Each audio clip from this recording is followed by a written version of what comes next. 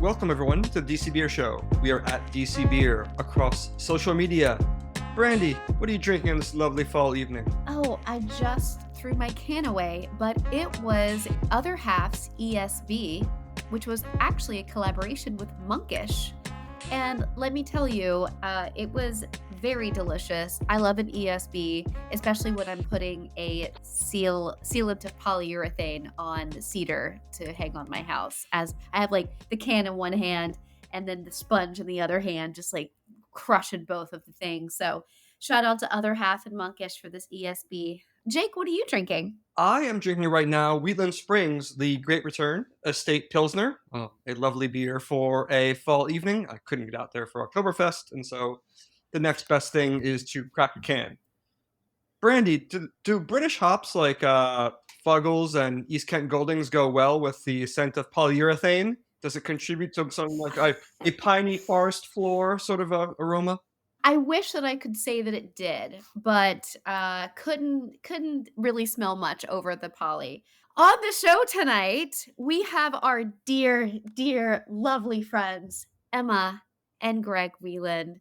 And you're probably like, oh, who's that? Everyone knows Emma from Astrolab, formerly of Astrolab, and Greg owns McGinty's. So they both now own a lovely beer and wine shop in Potomac called Whelans. Greg, what are you drinking on this lovely evening?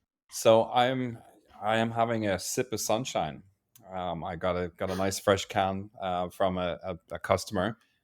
So yeah, it's not as uber local as you guys, but when you get a can of sip of sunshine, you gotta go for it. Emma, what you drinking? I'm sharing his beer. Oh, oh, like a nice husband and wife, just sharing everything. That's lovely. Yes, that's correct. Because then we get to try everything. That's true. It's like the beer shares. Exactly. I want to jump in and start talking about Whelans. I know that Whelans hasn't been open too long now. Do you want to tell the folks who may not have heard of Whelans what's going on? Like, what's the dealio? Yeah, so it's a new store in Potomac Village. It's got the same license here in Montgomery County as Downtown Crown and Gillies. So we have on-off privileges. So you can obviously pick up packaged beer or wine to go, but you can also sample on premise. We've got a 12 tap system for our beer. Strong local representation along with Belgium and some German and some good stouts thrown in there as well. We opened in early August. We are getting our feet under us. We've got maybe 50 seats in the place, and we are very excited to be doing this venture and looking to really grow into like a pubish kind of package store feel. It's a little bit of a hybrid of both in the community, and to just be another great place to go get some good local beers on tap or cans or bottles. I have personally been there and it is gorgeous. I know that you just said you want it to be like a pub feel kind of place, but it's so beautiful and bright and airy and inviting. And when I think of a pub, I think of like a dark, Smoky, dark, smoky, dingy Yeah. place. So I get what you're saying because they do have a really great list of beer and wine available for you to just drink at the bar. But it's like a mix between being nice, like classy, and just you feeling welcome. It's like an elevated cheers. I guess. I think that's a compliment, I think. Yeah. It is. Yeah. And I think that's kind of what, Greg was going for. You want to look good in that location, but at the same time, the team that we've got and the people behind the bar are really creating some community there and regulars that are like, wow, we only came out for a glass of wine and we've been here all night and we're coming back next week. This place is awesome. So I think he, just trying to recreate the neighborhood spot that, we will both be used to where we're from, Yeah. I know Matt, you guys know Matt Splain.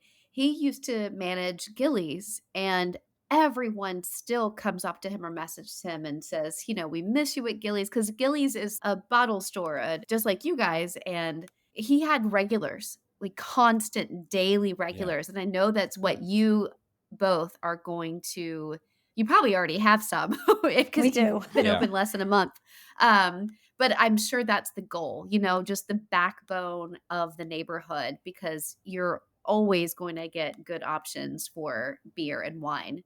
Yeah, no, I mean, I still think of Matt when I go to Gillies, and how many years ago was it that he left? I met Matt through going and trying to sell him beer, not buy beer from him. But Gillies is like, it's just the perfect neighborhood spot for that, that part of Montgomery County. And I think, well, what Greg's creating at Whelans will be the perfect neighborhood spot for this part of Montgomery County as well.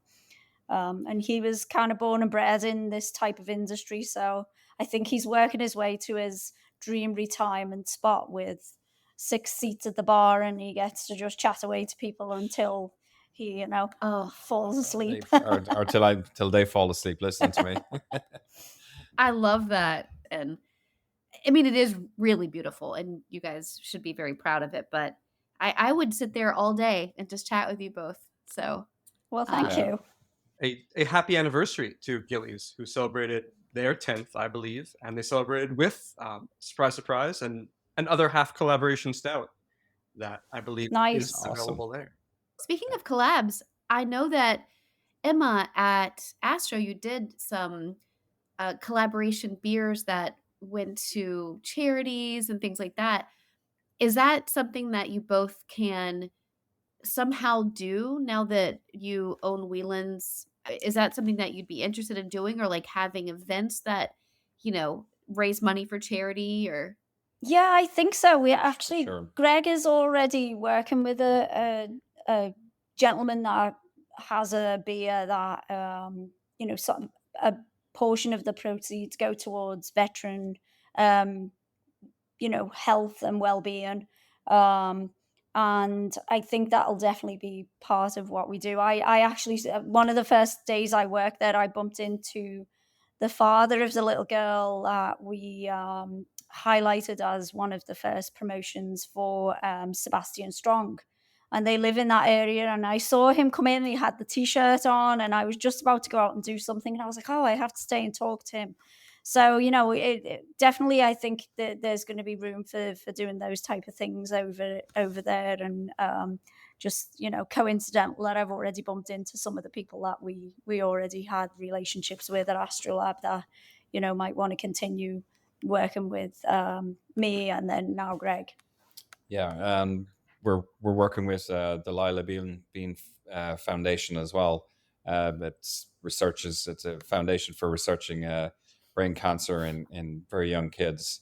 So that's something that I've come to know about through my broker for the space. His child, unfortunately, is going through it, and it just made me uber aware of it, and what a great cause it was as well. So we're working with them currently at the moment, but not on a collaboration. But if there's any brewers out there that would like to do a collaboration, we'd be more than happy to.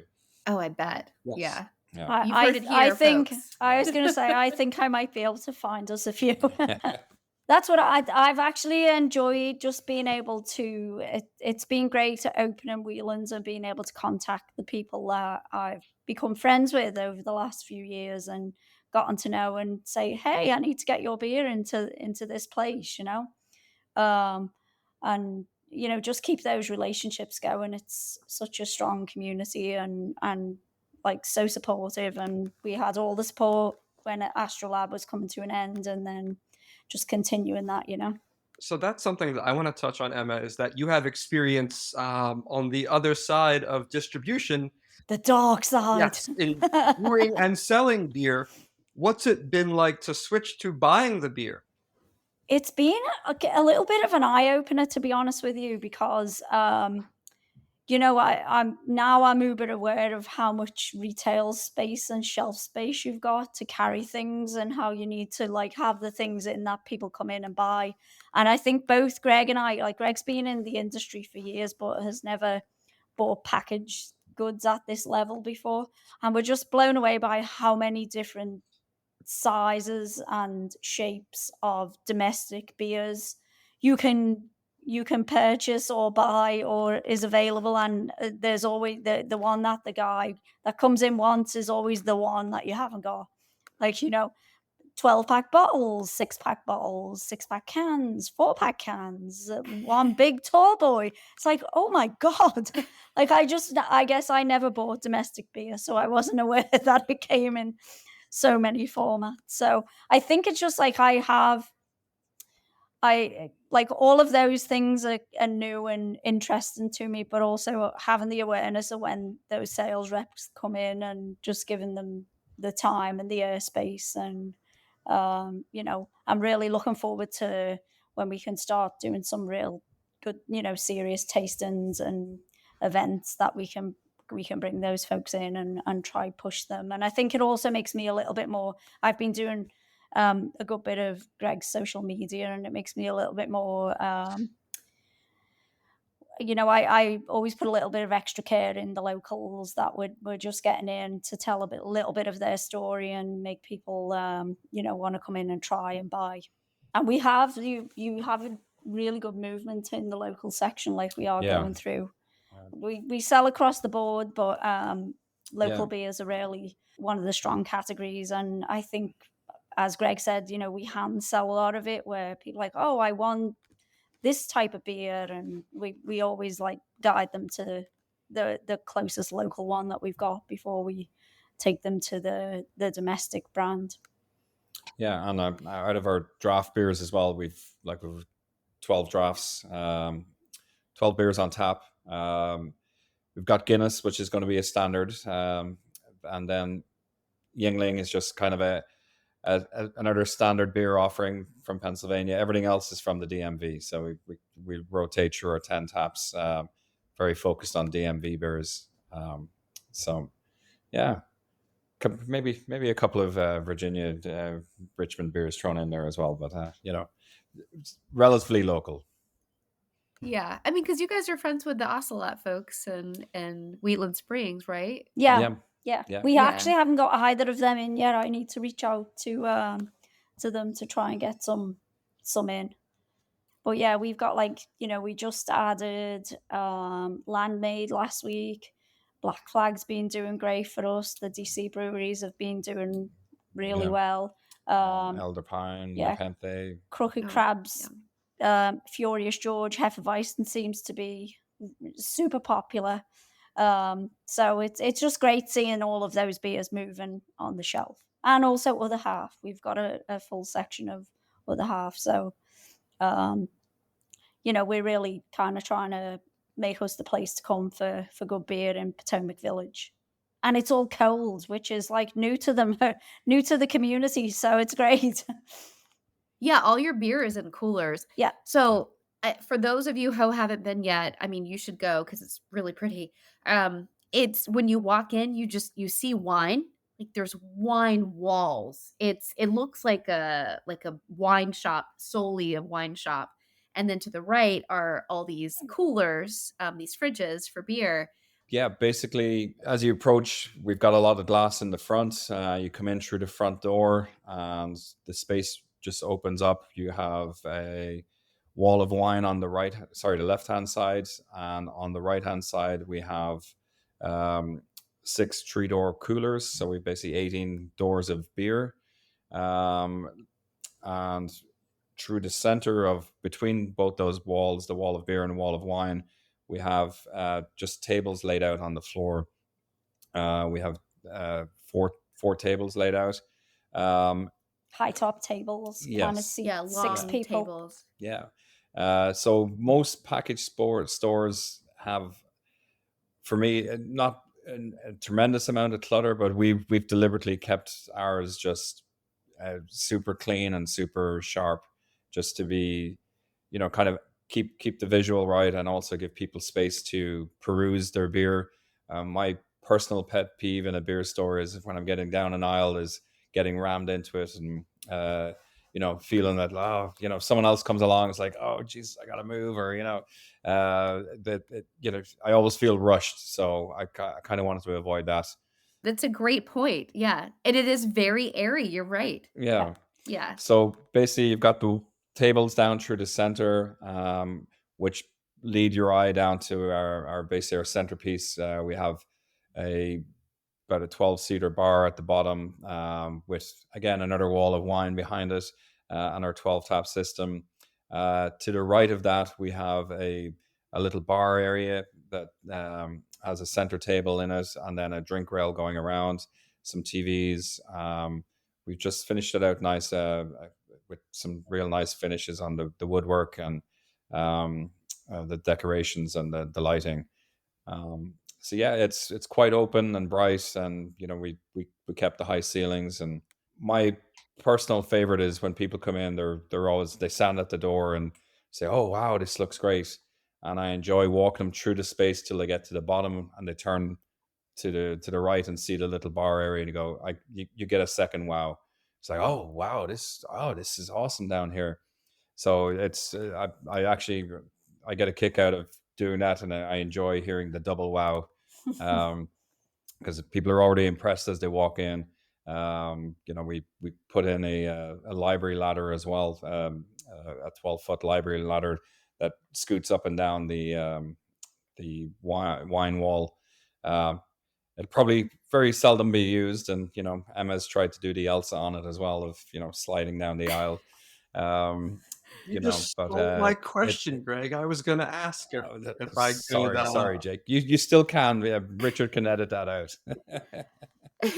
Yeah, I think we worked with some friends on the space, and one of them was our good friend Jenny Kerwin, who is the basically the owner and operating owner of Manasseh Architecture. And she's kind of like an architect and an interior designer rolled into one for me, and she's just got such a good eye for um really looking at a space. It's quite a narrow space, but she's really opened it up, and everything just leads your eye ultimately to the bar at the back with the just like amazing, like reflective black tiles and all of the woodwork, and the lighting is just perfect. So she really has worked hard to create that wow factor that Greg is talking about without it really like jumping out at you like there's been a ton of effort put into making that wow factor. It's just a natural, like, open, clean, and just really, like as you said, Brandy, it's very elegant, but you can feel comfortable in there as well at the same time. That's exactly it, and when Greg was just talking about the wow factor, my favorite part is the bar, at right when you guys are pouring, because the light fixtures and everyone, you have to see this for yourself. I was obsessed, and I'm not exaggerating, obsessed with these lights and how they reflected on the bar. I took 1,000 pictures, of because your wine, your beer just looks so pretty under these lights on this bar. And Emma did say that it's a narrow space, but it doesn't feel narrow, and it doesn't feel like there's a lot. It's not too busy. It's not a busy feeling space, but it's very inviting, and it's where I would want to go drink. It seems that you have more wine than beer. Is that correct? Just like visually. I don't know if that's actually probably true, but probably visually. I don't think so, no. Yeah, we're And probably also, and like sales are probably almost, almost equal. We probably sell more volume of beer and less dollars, but um, definitely the consumer isn't focused on wine over beer. We definitely have like a good split. and also just from you know I was, as Emma alluded to, I was born and raised in a pub in Ireland, and I've been in the pub trade and restaurant trade all my life. But and being Irish as well, everyone just presumes that you know a ton about beer. But working with or getting to know Matt Cronin from Astrolab, and working with Emma with Astrolab, I actually learned a ton more, and really kind of delved into a better understanding of beer and packaging beer and what goes into it. So I've kind of carried that through into Whelans, and any local beer we get is from the minute we get it, it's refrigerated and kept refrigerated. Knowing that there's not centrifuges involved and that packaging isn't at probably Budweiser's level or whatever. So my bud will sit out on the floor getting warm, where I'll make sure that all my local beer is respected and kept cold until it gets out onto the floor into the other coolers. So yeah, so we're in the process of getting in charcuterie and cheese and nibbles. We opened without any food, um, and we got strong feedback from the community within the first week, like, "Oh, this place is perfect, but you guys need cheese and charcuterie." It was like, "Okay, let's do that." We did open through the build out. We got to know all our neighbors. We have Five Guys, Potomac Pizza, um, Moby uh, Moby Dicks, Dicks, and Firewalkers. Firewalk, yeah, beside us. And they've all been great neighbors, and they all serve great food. They agreed to walk down the food, so we're QR coding it from our Nice. space, and they're walking in the food, which has been very well received, and it's a great option. But we are bringing in some food ourselves, um, that will give people the option of having some snacks or charcuterie.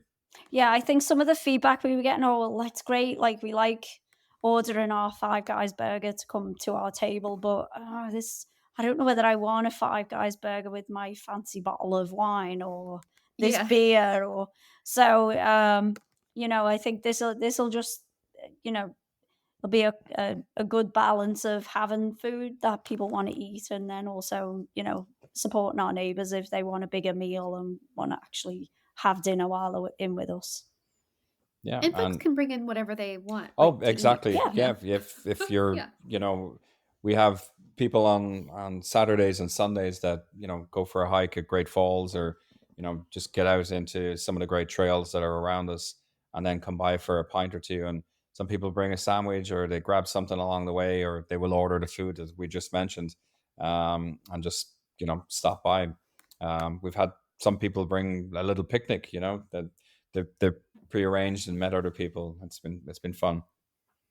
It's still pretty early in the Whalen's history, but have you noticed any trends in terms of what people are drinking on premise and also what people are buying to take home? Obviously, Guinness and Yingling are going to move units because they're Yeah, Guinness and they're Yingling. But it's have there been any it's surprises? you'd be surprised, Jake. Yeah, people, eh, you know, coming from the restaurant world, you get asked for the odd recommendation, when you're behind the bar, and people will listen to you. But in a package store, I think people's expectations are trust in you is exponentially greater. They will, or the community that I'm in is very open to uh, trying different things. And if people come in and say, "Well, what's good?" and say, "Well, what's your flavor profile? What do you enjoy?" "Oh, I normally drink this, or I normally drink that." And it's we are actually moving through quite a decent amount of local beer. As I said, 10 of our 12 taps are for local, but we're the Elder Pine EP Pills is absolutely flying for us. The everyone's loving it. Um, we started on the IPA front. We started with Kushwa and the Nepenthe and other half, and all three are crushing it. Everyone's they're bouncing between the three of them, and people are deciding, and just like a little vote. Oh, this is my favorite. Oh, I prefer this one, and it's so as far as people's preferences and tastes, it's surprising to me that we're people are open, and are very open to local and trying something new that they haven't tried before, which is great. I really love that. um, you know my culture and the Irish culture, people are very set on, this is what I drink, and this is and we're seeing that with some, some folks are very set in their ways, but the majority of people that are coming in are very open to trying lots of different things. So that on the front of, trends we're seeing and drink wise, that would be kind of it. And then yeah, we're just getting a good steady of regulars as well. I think it seems that whenever I've been there, people are really interested in the interesting beers. So I'm noticing on the package side of things, Greg brought in some Belgian beers a couple of weeks ago, and there's like real big interest in those beers. But equally, just to go back to what he was saying, I smile. A guy came in a few weeks ago looking for Pilsner Urquell, and he pronounced it so unusually. Like we were both like, what is he asking for? And we ended up getting to the. He must have been, he was Eastern European, and we didn't have it at the time. But Greg recommended a different pilsner for him, and he came back 2 weeks later looking for the different pills, and he's like, I really liked it. I think he went for Victory. I think he went for Pills. Victory Pills, Yeah. and then we didn't have that one, so I turned him on to.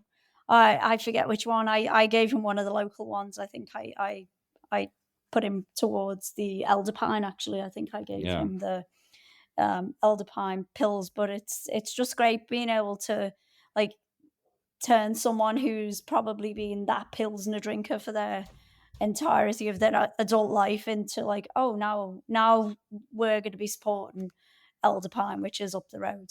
You're doing the good work. I know. I love that. Who knew we were so mission driven? I will say that one of my other favorite aspects of when I visited was your daughter, because she is determined to work there.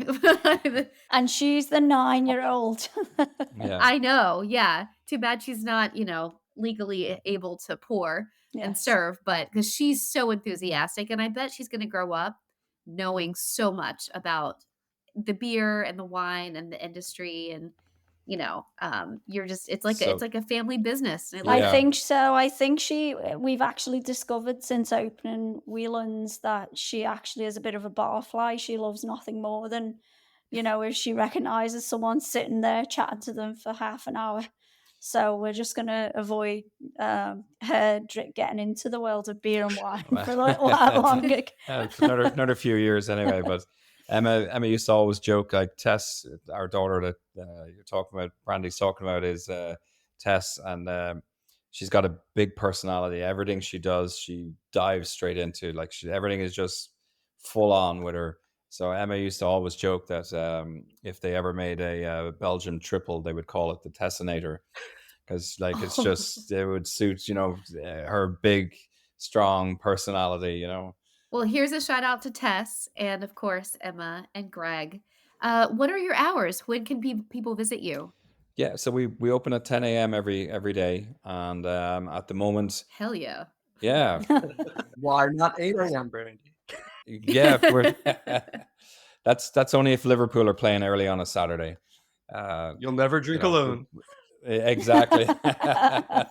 But yeah, we open at 10 a.m. We've got EPL playing, beers flowing. We close 9 o'clock is the earliest we close. Potomac's a little sleepy, at 9 o'clock on a Sunday, Monday. The Tuesday, Wednesday we're 10, and then Thursday, Friday, Saturday we're 11 for now. But I'm hoping that grows into like 11:30, heading for 12. That pub vibe is what you're going for. I love that. Well, thank you so much, Emma and Greg, for being on the show. I know a lot of folks aren't aware that you have opened, and I really need all of you to go visit. Greg and Emma and Tess. Hey, Tess. At Whelan's. She's going to be so happy that she got a mention. Oh, she'll course. feel like a rock adore star. Her. Thank you for doing such a great service to the beer and wine drinking community, especially in Potomac, and bringing your beautiful personalities and lovely family to the area. It is much needed.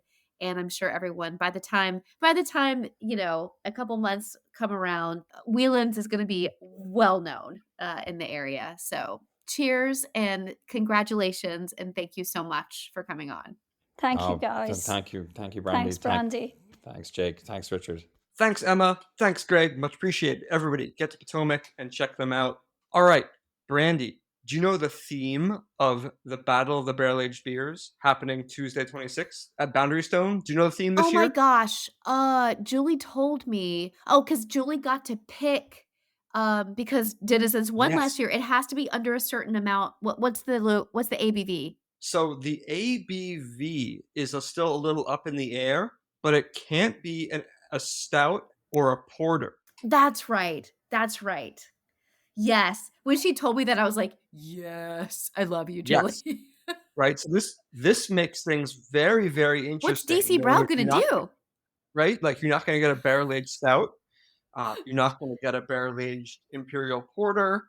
And so, obviously, Atlas, Brow, Hellbender, Port City, Right Proper. We know what Right Proper is gonna bring. It's going to be low ABV. It's gonna Mhm, be a little botanical. It's gonna be delicious mhm. and refreshing. Baron No one would be Corvo-esque. upset. Yeah. No one would be upset if Denizens came right back with the same beer, a barrel-aged Kentucky Common. That was marvelous. It was so good. Yeah, Yeah. so good that it won. What I else is on your radar? honestly, it's Battle of the Barrel Age is probably my favorite event. That it's between that and Snally, I think. But Battle is just so I don't know, so nice. Like it's so much more way more intimate and get to hang out with the brewers and but I do love that it's not gonna have any stouts or porters this year. I mean, I love stouts and porters, but they're always like you can there's only so many you can have that are like 14%. So Yeah. um I But wonder Brandy, if anyone's oh I was gonna say, since you already mentioned Snallygaster, guests, attendees, listeners, please stop by the DC Beer podcast stage at Snallygaster, where you can hear us as well as other nationally renowned beer podcasters interviewing some of your favorites from Snallygaster live. Hot mic, a lot of beer. There will be barrel aged stouts. It could get interesting. Oh yeah, I feel like if you are on social media, you probably would want to like record some of the things that might be said from some of the drunk people. Oh, or maybe not. Who knows? I'm so excited. This is huge, and I've been going to Snally for geez forever since it was the Union Market parking lot back in the day. And it's now, the biggest beer festival and having a stage, and having a live show and doing interviews is gonna be I don't know if any other Snally is ever gonna be topped now because this year's Snally is going to be the best for me personally. So I'm so excited. Everyone, please come out, support obviously your local breweries and the visiting brewers and DC Beer. So yeah, I'm so excited. I just got giddy. Ooh, I can't talk now. Does that mean you Bleh. can't mention the other cool events that are coming up? I will, I guess. So I don't personally love pumpkin beer. It's not my favorite, but I have had some that I like Gourd Riddance from Red Bear. It is the time of year. Red Bear always goes all out for their Halloween stuff with the drag queens. And Gourd Riddance, even if you don't like pumpkin beer, I feel like you might like this beer. So go say hi to Red Bear because I love you all. I wonder if Emma has any pumpkin beers at Whelans. Maybe. Um, Today, which is Friday, the 22nd, Lost Generation is having their Lager Fest, which I'm so jazzed about it. I love Lost Gen, and to sweeten the deal, my dearest friend Chris, owner of Ravenhook Bakery, is making a ton of pretzels for the event. So he's going to be selling those. They're so good. I'll be there. Come check it out. There's a lot of stuff going on tomorrow, Saturday. I truly hope that I see some amazing folks at the DC Brow for the monthly Women's Brew Culture Club event. Paulette will guide us through beer, the brewery, history, and just, be the cool human that they are. 2 to 4. And since Hyattsville is actually not too far away from DC Brow, I think it would be wise to head over to the Hyattsville Arts and Ales Festival. There's going to be a couple local breweries. That can be a huge event. The Streetcar 82 will be there. Denizens. I think Brewers Art actually is pouring kind of randomly, but exciting. I love Shout Brewers out, Art. shout out to Volker who lives just Hey, up the road. hey, Volker, love you. Yeah. And also tomorrow, Saturday, NRG's Hi-Fi, they are having from 12 to 6 p.m. They're having a Bavarian beer garden with 10 traditional German beers, Bavarian inspired food and music. So that sounds kind of fun. I'm told there might There's be Bavarian style tacos, and I'm not entirely sure what that is, but I kind of want to find out. kind of fun. Put sauerkraut on everything for me. I'm cool. I love it. Jake, I know there's some other stuff. What else is going on? All right, so other stuff. If you were, say, to hit Brow and then Hyattsville, if you had yourself a designated driver, or you want to splurge on a kind of Uber, Lyft, rideshare, you could head up to Howard County, Columbia, because it's Sapwood's anniversary. That'd be a good one to hit on the 23rd as well. I want to jump ahead, however, to the weekend after that, because we've got a couple pretty cool events. Atlas Ivy City is hosting their 10th anniversary party. You mentioned pumpkin beer, which I just, gourd ridden, sometimes divisive because of the spices. Atlas has brewed by my friend and softball teammate, Javi. Shouts to you, Javier Rosa II. Gold Chata. It is a horchata-inspired golden ale. So he named it. He's brewed a wee heavy before. That should certainly be a good time. I think it's $20. It gets you admission. Money goes to a good cause. It gets you beer once you're in there. Then even more beer is like $5. It's gonna be a ton of stuff. It'll be a good time. Brandy. I hope that the brown ale is still on tap next weekend. I just saw Atlas drop on the social media a brown ale, and for DC Beer listeners, you know that's my faves. So I cannot wait to have it. Jake, we gotta go. No, yeah. Brown Ale the Second is a collaboration between Right Proper and the Black Brew movement, and that is also happening on the 30th.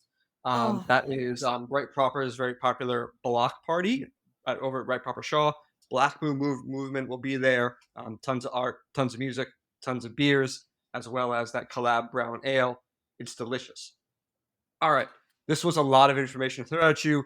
You should come check us out at dcbeer.com, dcbeer.com/events. We are at DC Beer on the socials. There's a new booster shot out there, and you should get it. Brandy, take us out. I will go get the booster shot and the pneumonia shot and all the shots because I have autoimmune issues. Definitely check out the Block Party. It supports all of our Black-owned breweries. And if you want to further support Black-owned breweries, please go visit Urban Garden Brewing's crowdfunding page. They are trying to get their brick and mortar. Even if you give $5, the price of a pint of beer, less than the price of a pint of beer, everything helps. Let's help Imani and Lindsay continue to make history in DC. Check out their social media for more information and support women and people of color in the beer industry every day.